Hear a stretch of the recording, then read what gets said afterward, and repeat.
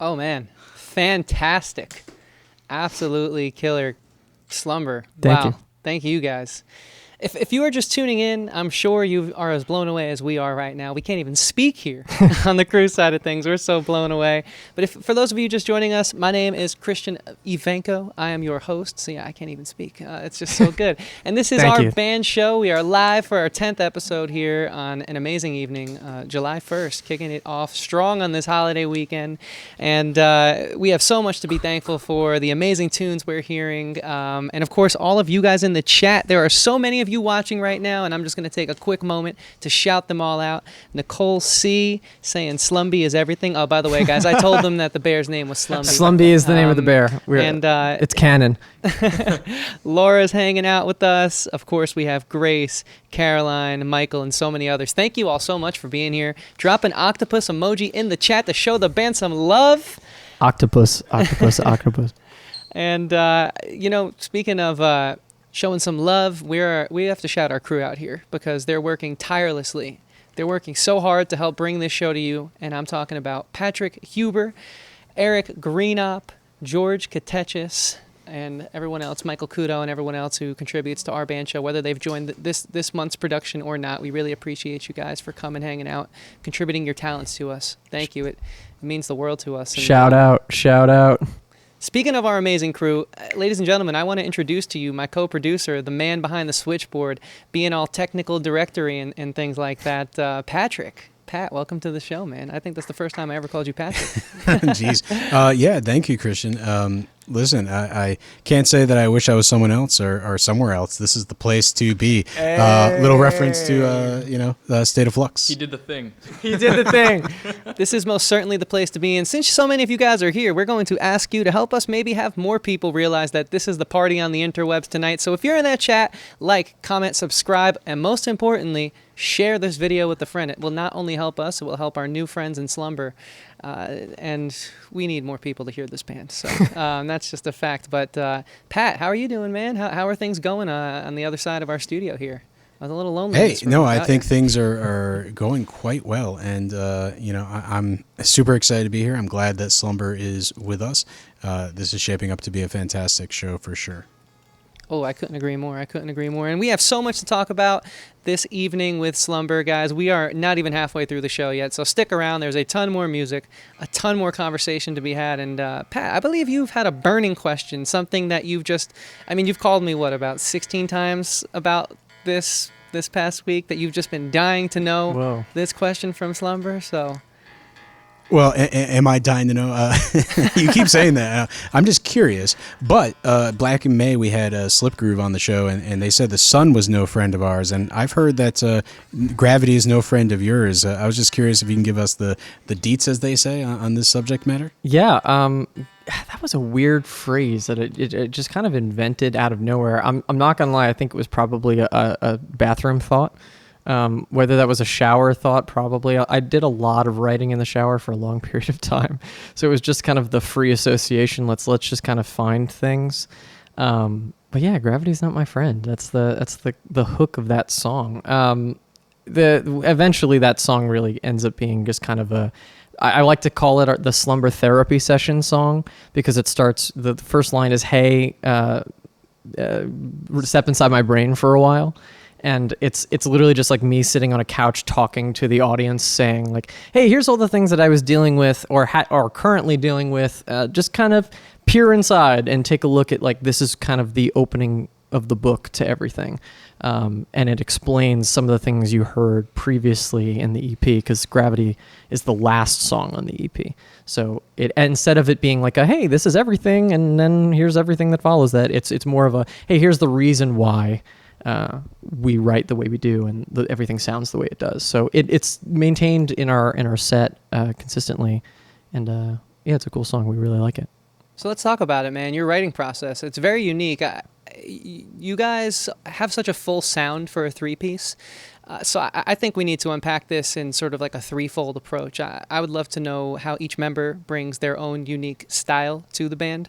I would also like to know about the lyrics and the meanings behind the song. I mean, just hearing you talk about the meaning of photogenic in 3 parts, almost like a 3-act structure, very filmic, that was really interesting. And I felt that journey. You took me along for that ride as we were going through it. And of course, just how inspiration comes to you. So let's start with the roles of each member in the writing process and take it from there. Whoever wants to jump in first.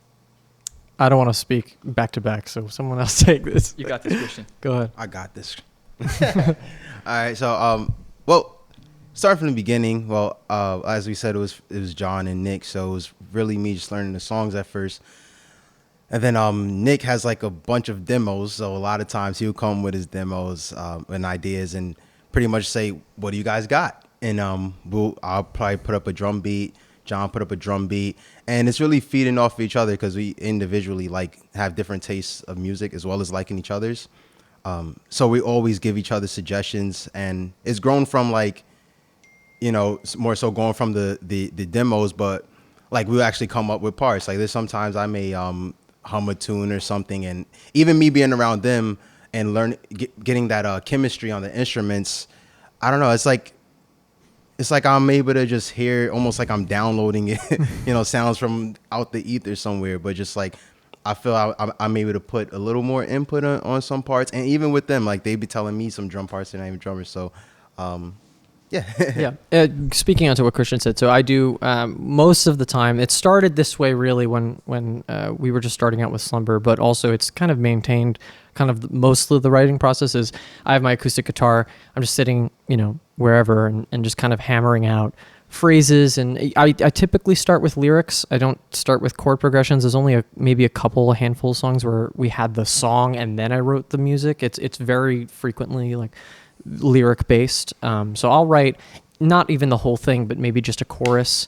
And then I'll bring it to the guys and I'll say, hey, I have this rough outline. The chords are probably completely wrong. Everything sounds horrible except I like this line. How can we build something off of it? And I do like to give them a little bit of context on the writing because a lot of the things unfortunately end up being very personal to me because I'm the one primarily singing and writing everything. So I do try to explain it to them hey, here's what the theme is. Here's what we're going for. So photogenic is about aging over time and how do we build that into the track? And actually photogenic was initially very straight rock the whole time. And when Kristian joined the band, we kind of completely restructured that song. We threw it completely out and lyrics stayed the same, but the structure was completely different now.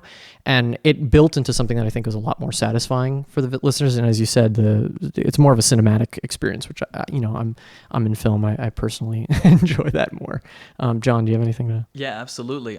So just to speak more on what my bandmates have said, music to us it's really personal. It's really emotional. It's really an integral part of our friendship and just us and our synergy and just working together, but also having fun. We really don't see the band as work. We see it as fun. And what we do, our professions are our work. When we come to band practice, everything goes out the window and we ascend to this higher place where we just create noise with pieces of wood with other things to stretch across them and the metal strings. And that's what we do. That's just kind of what we do. But, just to talk like a normal person for a second, if we really had to break down, at least in my mind, what our individual responsibilities are besides playing our own instruments, it's Nick writes poetry. I like to think of it this way. Personally, I don't think Nick writes lyrics. Nick writes poetry. And we make music out of poetry because there are so few people that make music and lyrics to me, like Nick does. So that is a compliment, Nick. I'm not trying to tell you. That's totally a compliment. So we get this poetry, right, from Nick. And then I feel like my responsibility is kind of I create the sonic palette of the music.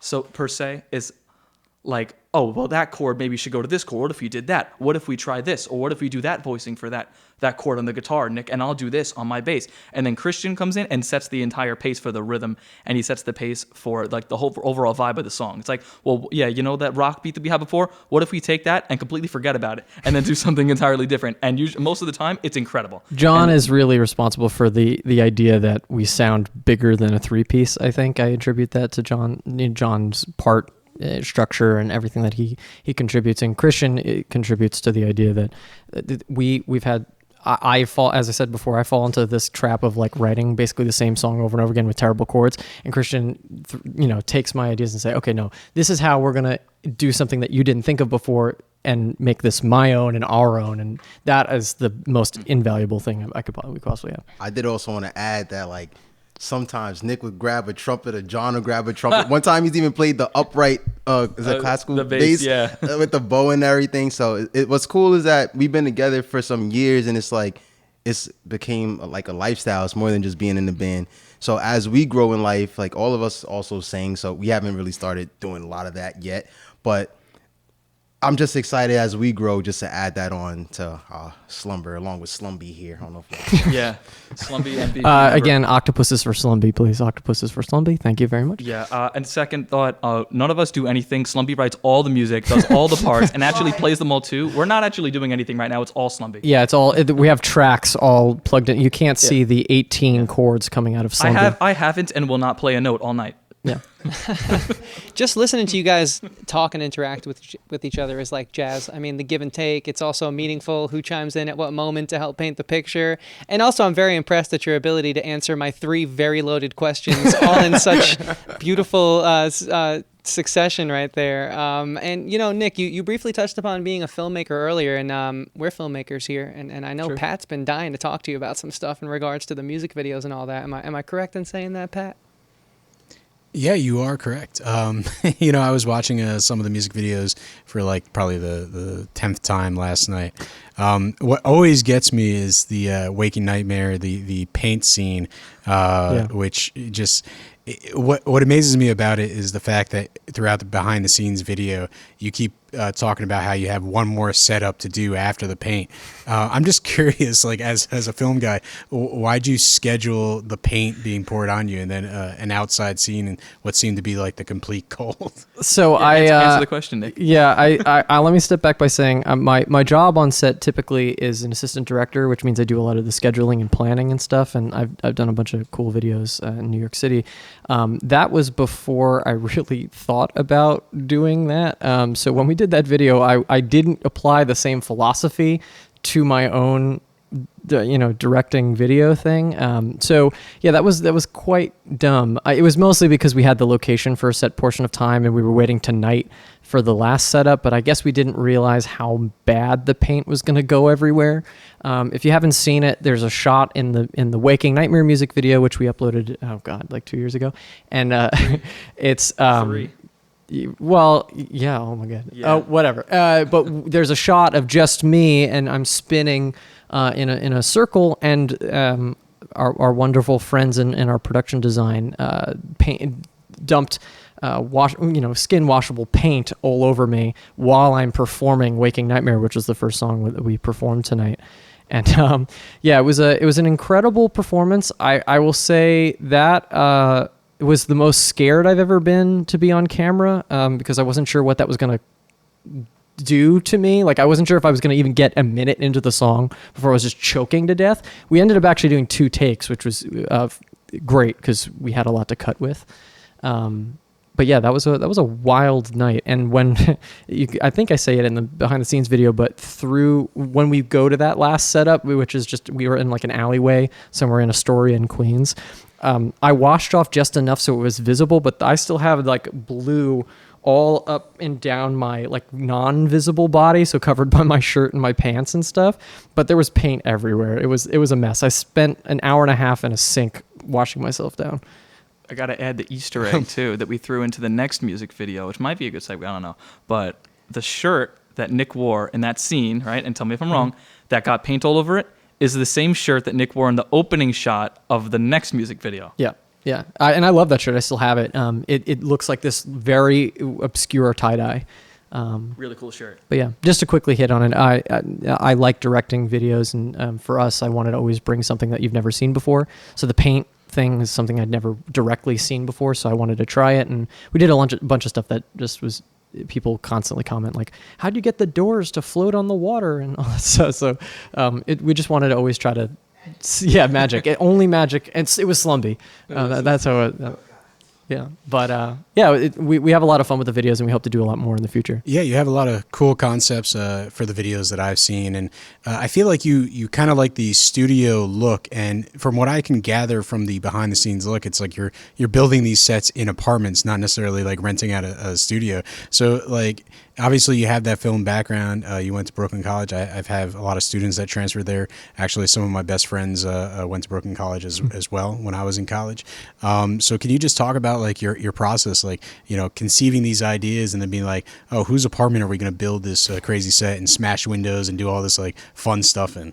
So actually, both videos were shot actually in studios. They look like apartments because that's most New York spaces. They're very small and they look very rustic, like the building's been there for 800 years. But yeah, those are actually those are studio spaces, but they're small and hard to navigate sometimes. So building those sets are certainly an interesting challenge to then juggle with camera departments and everything else.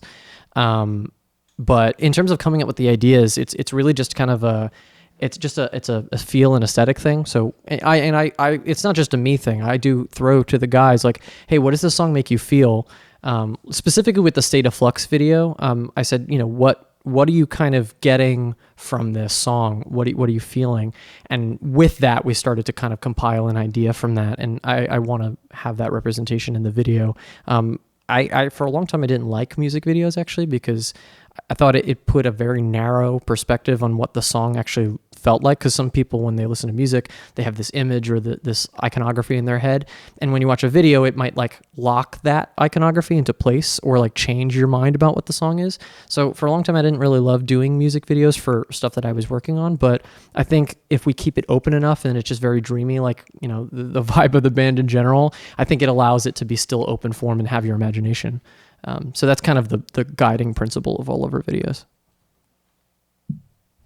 Fantastic. I love the creativity. I love the way that your guys' talents mesh together, come together, and just create sort of this beautiful cacophony of talent, sound, and everything that we're really privileged to be enjoying in studio tonight. So before we jump into another set of music, guys, where can people find you? Where can they keep up to date with all things Slumber? You guys gig, you guys record music. Tell them everything. No stone unturned, please.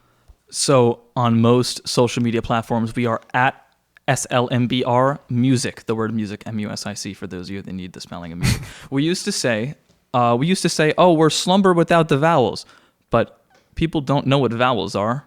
So we just spell it out now, SLMBR MUSIC. They would forget that U is a vowel specifically. Yeah, we've got like SLUMB. I'm like, dude. Sometimes Y. sometimes SL, sometimes Y, BR. Yeah, so we are at Slumber Music on Instagram, Twitter. Yeah, and we're also on Spotify, Apple Music. Check us out on there too. YouTube Music's got our stuff too. Probably. And Tidal. Tidal's got our stuff too. Can't forget about Tidal. Can't forget about Tidal. Hi-fi streaming, baby. And is there new music on the horizon, or? Yeah. So a lot of the stuff that we're playing tonight is the stuff that's new. We're mixing in some of the old stuff with the new stuff. We're planning on releasing some stuff either late this year or early next year. Just trying to get a good solid path to release stuff so that way people are paying attention. But yeah, we're on the warpath to getting stuff out to everybody, because we've had a lot of these songs since basically the pandemic. We've kind of been just ironing out every little detail. Like even Photogenic, the last song we just played, was finished. Like we had it in our minds finished, and then we changed it in the last minute for like we made little adjustments to parts. So we're finally locking that in, and yeah, we hope to get everything out soon. Just chasing the vision, quality over quantity. We want to put out some solid stuff that we're proud of, because what we're proud of is what we think that everyone else is going to love. Yep. So yeah. I love that. I love that so much. And I knew that there were new music in the mix. I wanted them to know that the fans at home were getting a little sneak peek of what's coming down the pipeline. 'Cause 100%. It's great tunes. It's exciting stuff. So you guys know what to do. Go and follow the band. It's SLMBR across all the different social medias. They just shouted out those handles. Go and grab a handle of those handles. Follow them and join the Slumber Army. I'm sure Slumby would love more people to hang out with. And Slumby. speaking of people to hang out with, there are so many of you here watching tonight. It does not go unnoticed from us here at our band show. We want to thank you all again for being here. I'm just going to read some names of the many names. Not Even Jupiter, Caroline, Nicole, Laura, Alexa, Michael, so many more. So thank you. Thank you all so very much. We appreciate it. And if you guys are enjoying what you're hearing, it would really mean the world to us if you could also support this show. please like, comment, subscribe, and share this video with a friend. Not only will it help us grow this channel, it will help the band, and it will also help us bring more amazing bands to you. We go live once a month without fail. We absolutely love doing this, and it's so amazing to have so many of you here with us tonight to celebrate in this. We want to, of course, thank our amazing crew again for all of their hard work. We really do appreciate it, past and present. Kira Stack, Jason Staff, Tyler Ruvo, the list goes on. Thank you all so very much for contributing to our band show. And gentlemen, I'm in a conundrum here because I could talk to you guys all night, and of course we will be chatting a little more in a little bit, but I also just want to hear more music. So I'm going to throw it to you guys, and you guys can decide what happens right now. It's just I'm having so much fun being here. So we're going to do something we've never done here before and do dealer's choice with the band. So, all right, here we go. This is a song called Conundrums. It's very new. It's probably our newest song, I'd say, that's been done. It's about addiction, specifically, John. To video games. There we go. This is called Conundrums.